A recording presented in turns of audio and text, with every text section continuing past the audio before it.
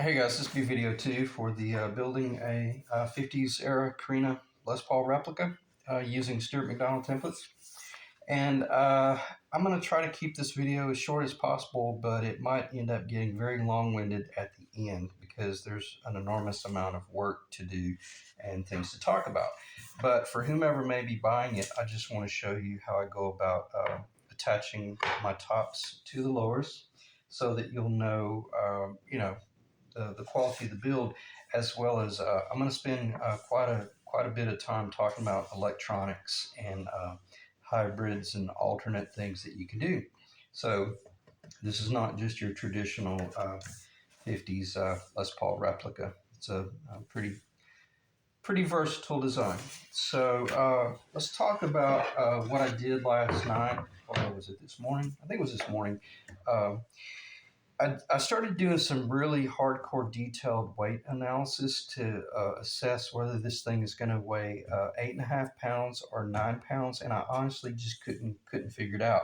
But one thing that I did trip up on when I started doing my final assessment, all the numbers that I had given you guys yesterday was correct, but I was much closer to 1 7/8 of an inch thick than I was 1 3/4, or 1 13/16, which is just a little bit over. Well, it's a 16th of an inch over 1 3/4. So I say all that to say this: after you glue everything on there, the thicker this lower is, when you glue your top on that, and if you have a chambered body, well then if you want to finish the if you want to cross the finish line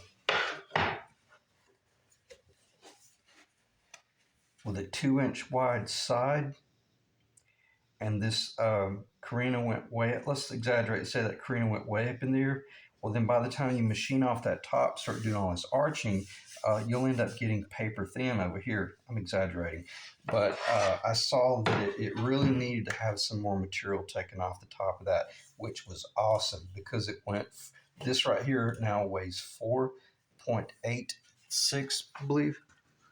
Yeah, this, and we'll weigh it in a little while, but this weighs 4.86 pounds as a lower, still to receive some additional machine work once you drill out holes and things like that, and pick up cavities and all that jazz. But 4.86 pounds, originally was 5.114 or something like that. So a couple hundred ounces here, and there. Next thing you know, you've saved some weight. So I was able to clean that off, get that machined up, and right now I'm just barely over 1 3/4, just barely. And I don't know what the number is; it doesn't matter, but it's still a little bit over 1 3/4.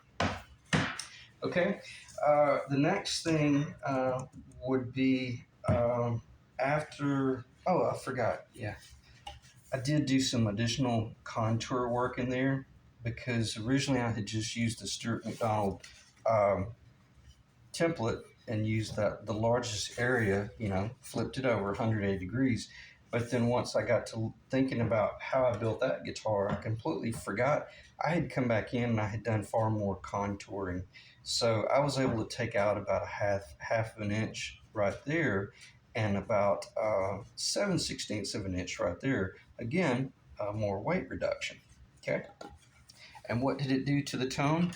It actually darkened it a little bit, which is really cool.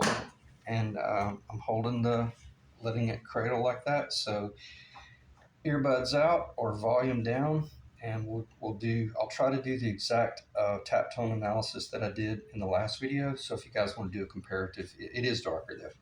It's still very clear though.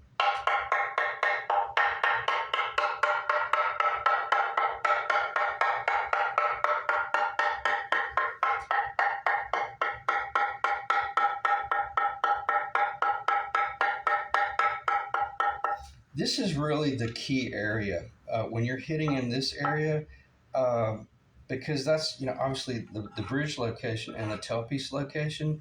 That's where all of the tone from the strings is being transferred into the body. So you wouldn't want to come up in here and cut out too much material, if any material at all, up there. Okay, but and I'll do a tap tone. I think I held it this way when I did the back, but oh, trying to find a spot. Sorry about that.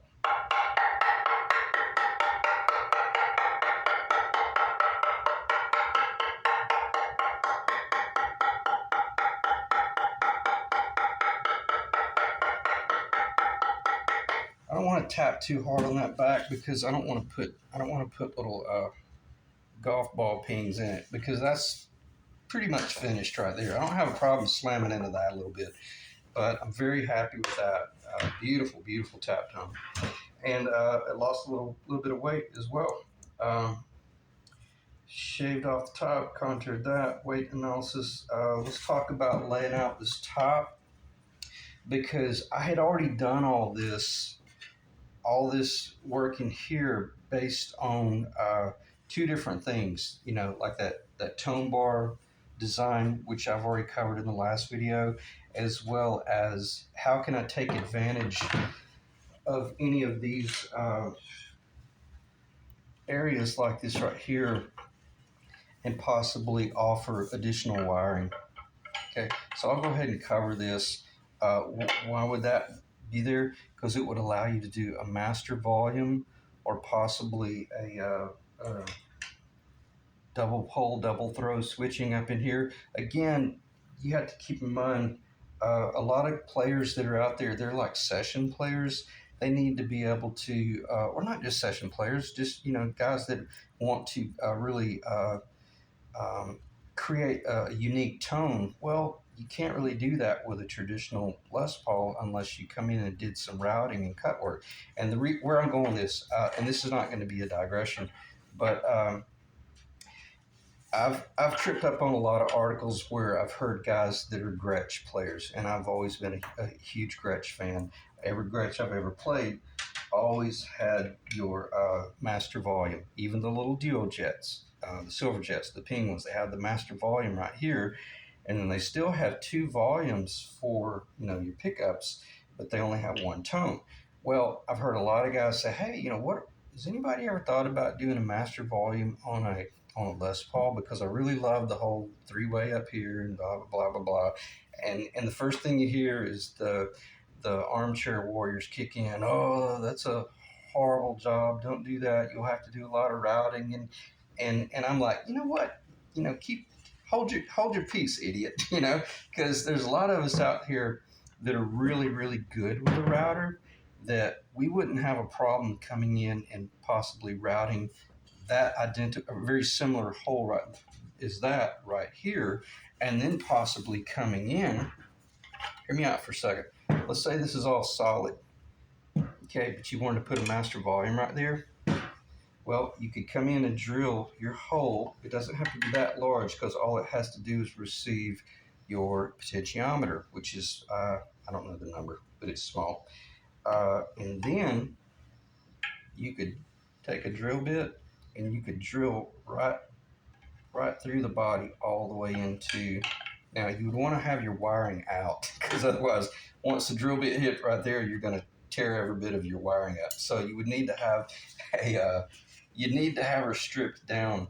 But I think if you follow me, you could drill into that, and you would actually hit.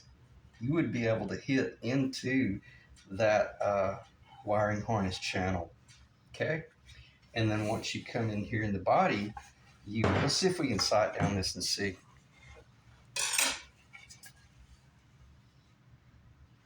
I don't think it's going to show. Okay, we know that's the main channel going up to that area right there. But I've got another hole drilled right there.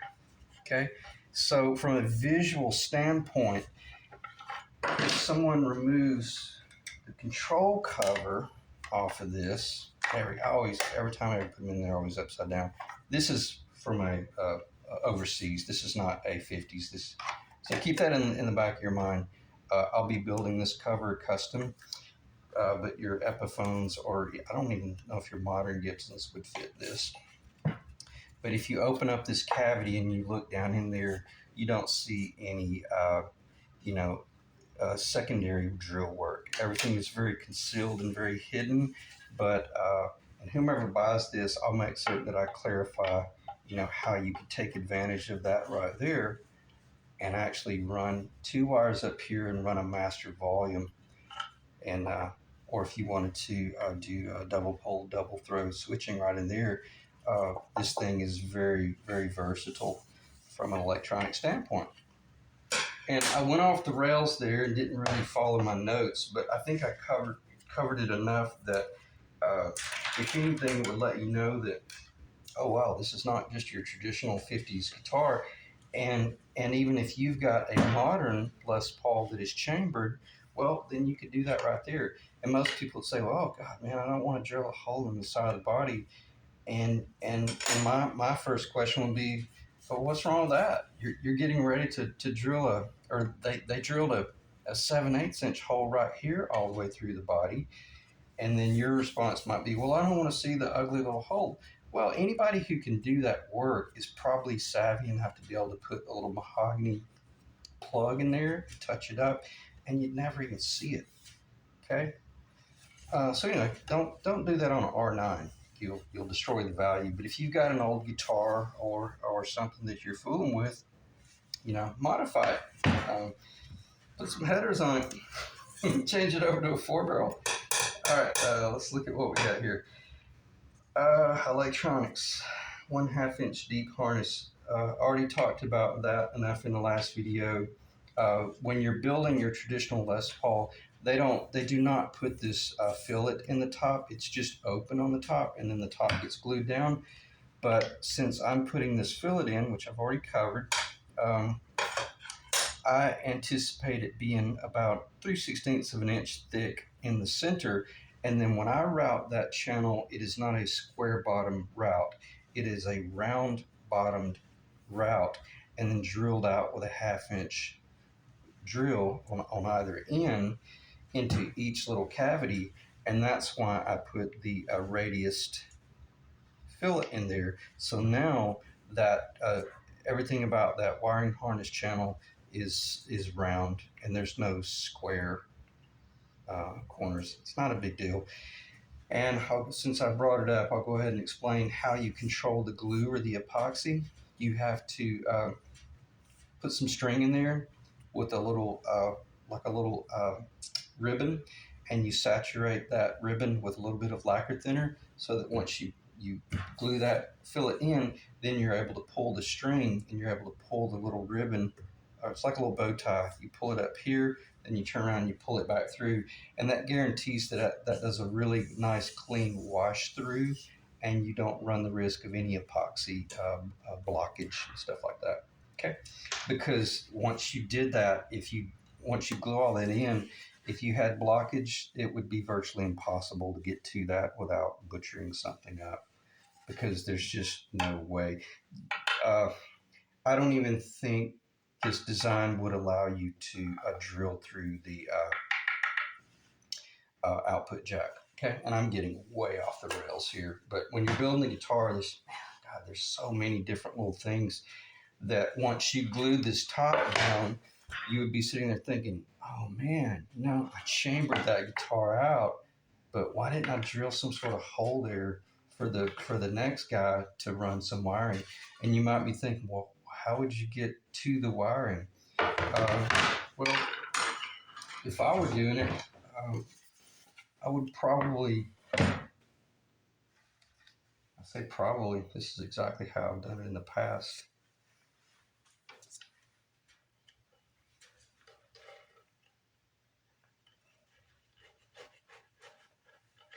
This may not be long enough, but it should be.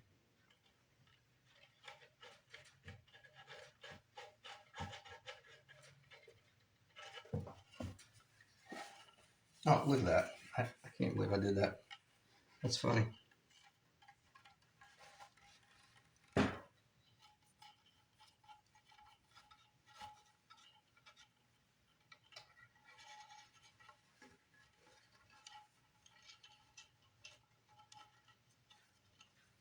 Okay, so that's what's going on. Obviously, one wire is going up to the master volume. The other wire, you can't see, it's too short, but it would be coming up here. And then your output jack wire would come in, either hit the tone, either a master tone or your double tone, and then go up to your master volume and then come down. That would be the one that's coming down from the master volume and horseshoeing back and going up to the three-way.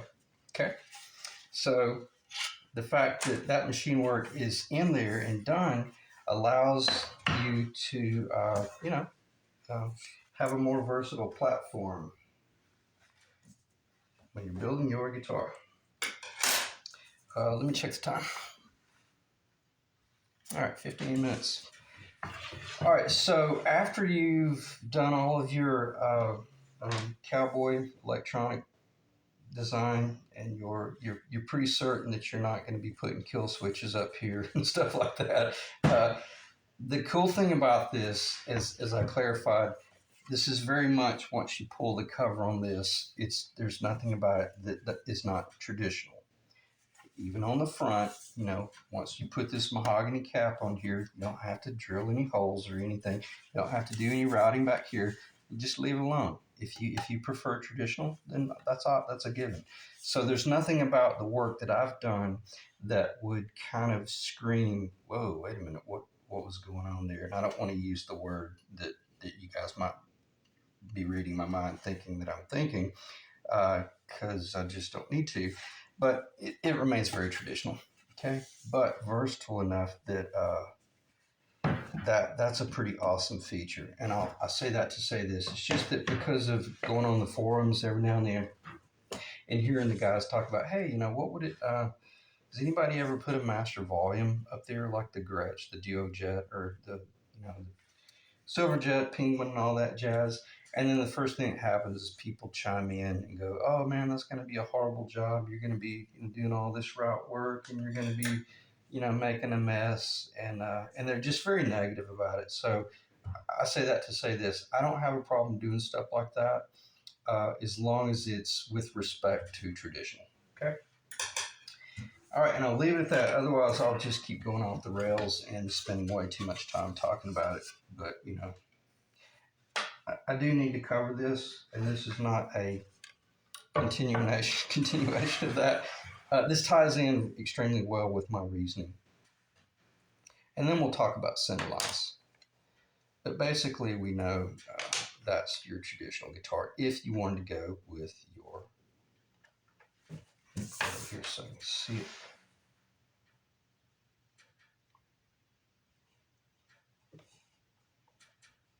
I think that's the guitar. Yeah, that should be it. All right, so that's fairly close.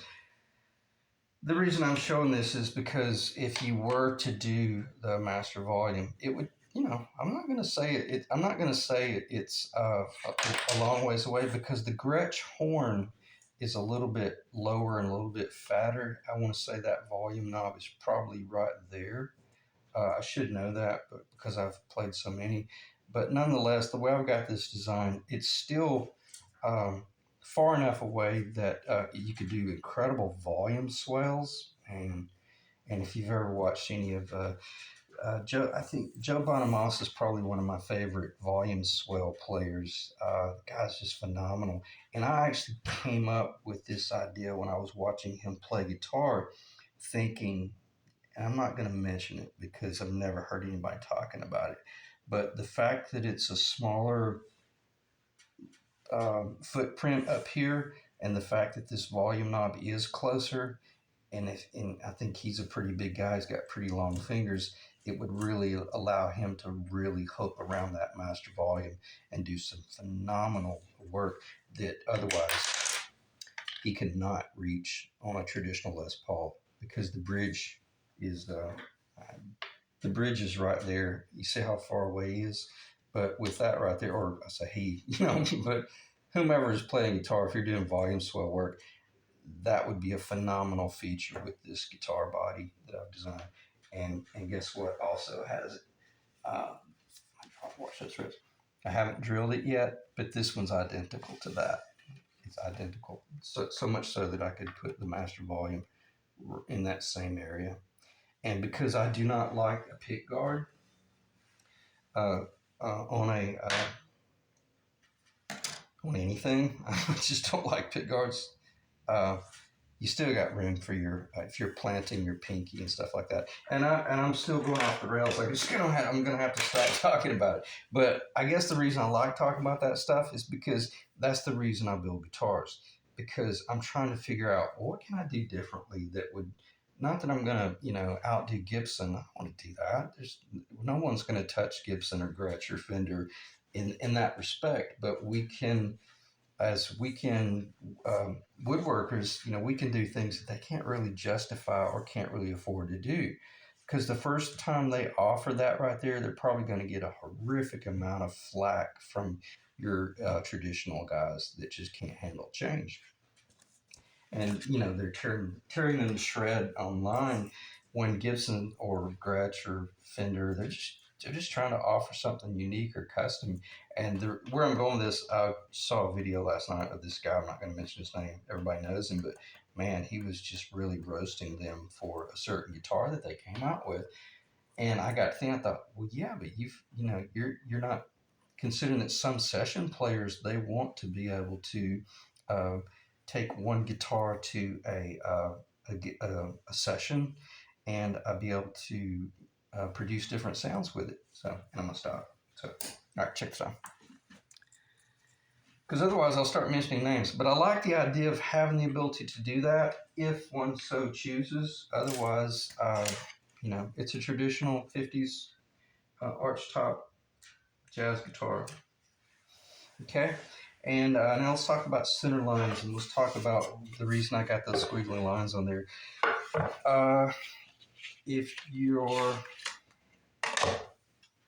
undecided, well, and like in this situation right here, I'm selling this to someone who I don't have a clue what sort of pickup configuration they're going to do, but nonetheless, they're going to have to put some sort of pickup in the neck there, and they're going to have to put some sort of pickup in the bridge there. That's kind of a given.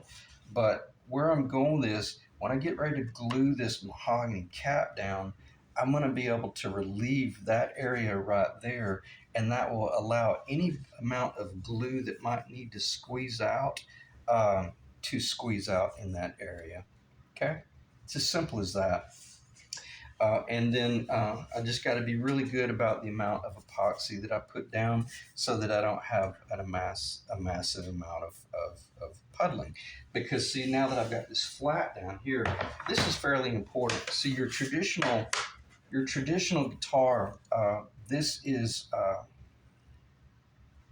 they just cut this. They just drill all the way through. That's an empty pocket, and I don't like the idea of that because I want to leave as much wood in there as possible, and then I'll determine, because I'm definitely going to be going with long shaft potentiometers, but I will determine later on just how shallow I can go in certain areas because I want to leave as much mass in there as possible for tone. But the drawback to leaving that mass in there is you run the risk of your glue puddling right there. So I got to be really cautious when I'm getting ready to glue this top down, and so that I don't have an enormous amount of squeeze out over here, or because I just mentioned puddling. So on that note, with this design right here, see, you're able to do the, sorry, I'm getting off track a little bit. I got too many things on the table. That's what's going on. Sorry about that.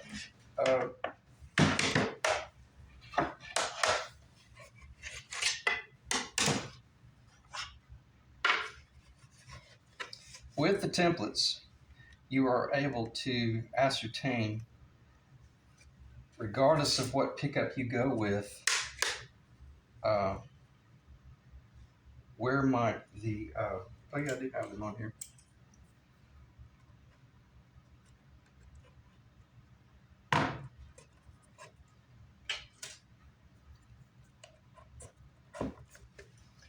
That's where that came from. If I go too far over here, then I can't go with a humbucker. If I go too far back here, I can't go with the P90. But this area in the middle represents what I'm safe to route out and open up so that I get a really nice area for the glue to flow out. Okay, when I'm doing all the glue up, and then I don't know if that'll go all the way through. And I'll show it. Is that the back? Yeah, that's the tail. I'll show this also just if I can get this to line up. I should be able to because this footprint is identical to the lower. See, I'm in the just by this is the benefit of having the templates is I didn't have to pull out one measuring instrument at all, but just by aligning these scored center lines on either the lower template, the humbucker template, or the P90 alternate template, I was able to put the guitar together. And you see what I'm saying? So when I get ready to glue this thing up, by doing these little things like this right here, this initial machine work, I was able to fit everything dry, do all this real nice machine work so that when I get ready to glue this up, I could just about, this would be a very safe job to glue up with tight bind because it's a very fast operation, but I still like using the epoxy because the only thing I'm going to have to be considering are those 2 points right there and that point right there. And all I got to do is just watch, all I got to do is watch that right there and make certain that that top doesn't kick. Okay. So I'm going to pause, collect myself, shit, because I got way too long-winded on the electronic stuff, but I'm going to collect myself and see how to end the video, and then we'll go from there. And then before the video ends, I'll glue the top down. Okay, without it back in, I think I'm just going to end the video here within a few minutes because I have decided to not do any work in this video at all and just talk about the templates because there's so much that needs to be done. I'll pick that stuff up in video 2 and I mean in video 3. So we've talked about the templates enough to let you know that you've got the option to go in any direction you want as far as whomever buys the guitar. But let's talk about the StewMac templates and how I will be carving this. If you're new to the channel, you've never heard me tell my story. I lived up in Franklin, Tennessee back in the early 2000s, and for about, I think I was up there for about 12, 13 years, maybe closer to 15 years.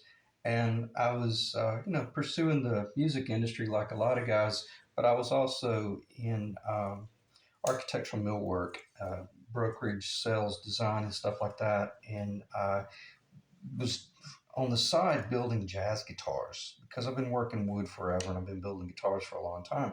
So I've carved an enormous amount of jazz guitars per like Robert Benedetto's specs. And I only started building like the Gretsch type small body platform or the Gibson small body platform, I don't know, a couple of years ago maybe. But nonetheless, I went ahead and bought the StewMac templates because I was curious how close are my arch tops to the actual 50s guitar. So when I build this guitar, when I carve this top, I'll be using these templates. Okay.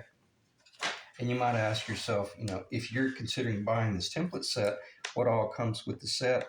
Well, that's template A, and that gives you the longitudinal curvature off the tail up to very close to the thickest point of the guitar. Not the thickest point of the guitar is about right in here. So it's just in front. So that's A. This is B, which is right, but B is very much in line with the hard tail. And then C is in front. That's the A front of the ABR1. C is in front of the ABR1 bridge and just behind the pickup. And then D is the reason everybody wants a Les Paul. That's the sweet little middle belly at the middle. And it's fairly pronounced. It's a nice little round. And see, this being per the 1950s guitar that Dan Erlewine owned, it actually has a real sharp recurve in the body as well. So that's what I'll be carving in this top. It'll be the 50s carve. It won't be the more modern design. So there you have it. I'm gonna end the video right there, but you'll have the option of still going with either pickup that you wanted, configuration that you want, even though I'm about to machine out that area right there for the glue relief. Okay, so appreciate you guys dropping in. I'll check my notes here and see if there's anything I should just basically read. We didn't do weight enough. Let me check the time. I say we. I didn't do weight analysis. I'll do weight analysis in the next video because I really want to end this video just because it's already over 30 minutes.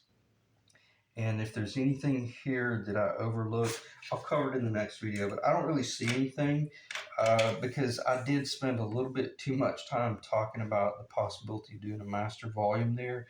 And that's a pretty hardcore deviation from your traditional 50s gold top or burst or custom or any of that jazz. But nonetheless, could be done. So appreciate you guys checking in, and I'll see you in the next video. Thanks.